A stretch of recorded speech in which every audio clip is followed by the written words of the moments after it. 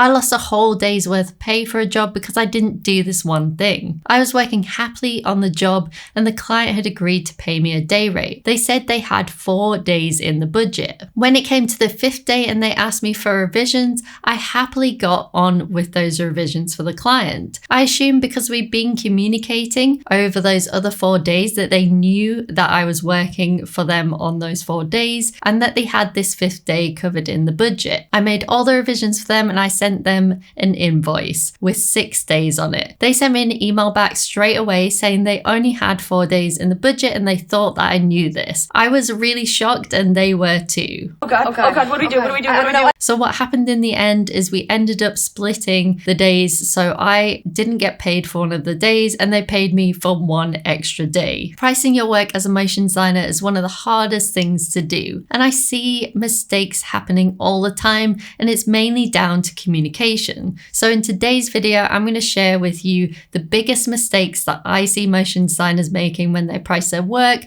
and how to avoid them.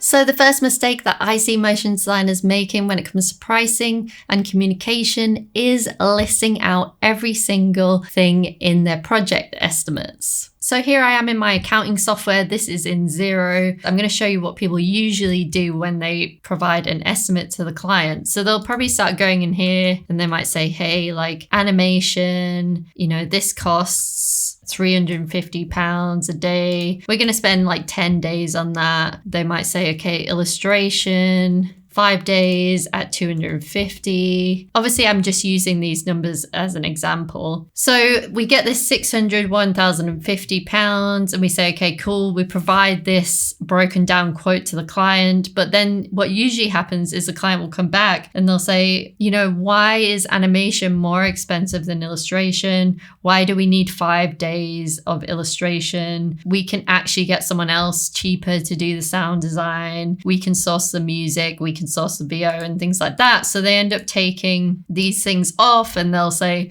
okay, maybe we just do 3 days. And then what happens is you get paid less, but also it can impact the project. If you just went the other way and you provided a full quote for the animation, you said, hey, we have a 1 minute explainer video animation and the price is $6,000. Because you've already done the estimate in the back end. It doesn't mean that you have to show that to the client. They might ask you further questions, but you're not inviting them to go through that estimate and think, how can we reduce the scope of this project? It's really hard to create an estimate. So this is why it's really important to always include a scope or statement of work. In the scope of work, you can outline how many revisions the client gets and exactly what the deliverables are, because that means if the project does go out of scope, you can quite easily point to that statement of work and show the client exactly why you need to be paid more for the extra things they're asking of you. If you have a scope of work and the project is about to go out of scope, you should let the client know before that happens. So for example, if you've added 2 revisions in your scope of work and then the client is about to ask for the second revision, let them know before they go into the second revision that this will be their final one before you have to charge them more. This is your last warning. This is really important, and this is a key part of communicating when it comes to your pricing and also when you're working with project fees. Now, I made a video specifically talking about statements of work and also included a template, so you can check out that video in the link below this video in the description. Not having a scope of work and not pricing your work high enough for negotiations is 2 of the biggest mistakes that I see motion designers making. So later on, I'm going to show you a system that I use to make sure you're pricing your work correctly so that you have room to negotiate. But before we get into that, let's talk about the third mistake that I see motion designers making when it comes to pricing their work, and that is not adding in a percentage for handling the project as a producer for profit and in case the project overruns. When you're charging the client a project fee,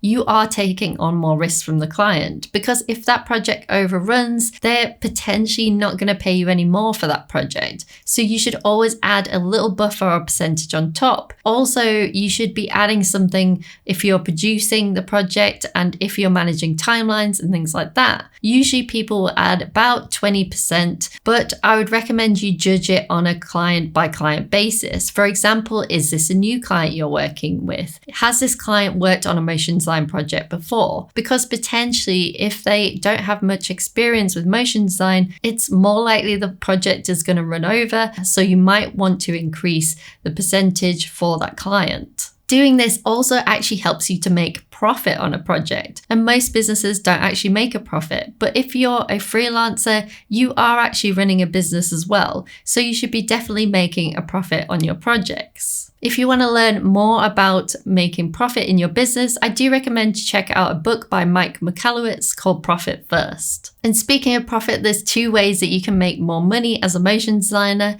and that is pricing your work with room for negotiations and also giving your client options. As I mentioned previously, not pricing your work high enough for negotiations is a big mistake that I see motion designers making. So I use this system to make sure that you have room for negotiation.